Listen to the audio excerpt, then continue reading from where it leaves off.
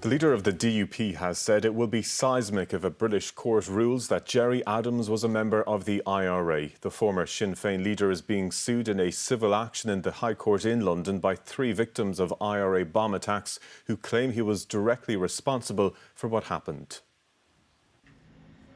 Gerry Adams arrived for the second day of this civil action to hear evidence from 2 of the men suing him for damages. Also in the High Court in London were the DUP leader Gavin Robinson and his party colleague Gregory Campbell.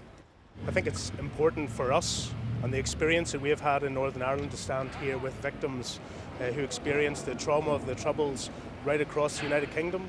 We've met Jonathan Ganesh on a number of occasions and we think this is an important case. I believe that Gerry Adams was in the IRA.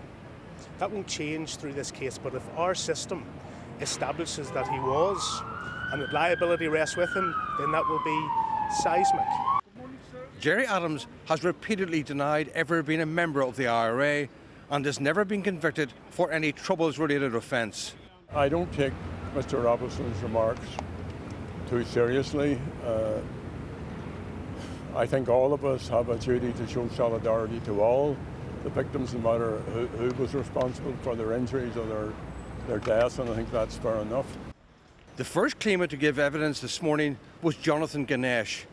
He was working as a security guard at London Docklands when he was injured in a bomb attack in February 1996, an attack which killed 2 of his friends. Mr. Ganesh told the court he's taking the legal action to seek justice for all victims of the IRA. He said he believed Gerry Adams had some involvement in the attack because he played a major role in the IRA. The court also heard evidence from a second claimant, Barry Laycock, who suffered back and leg injuries in the Manchester Arndale shopping centre attack in June 1996. He says seeking justice for what happened has been important for 28 years and that he believes this legal action is the last chance to have the truth told to the public. The hearing continues. Vincent Kearney, RT News, London.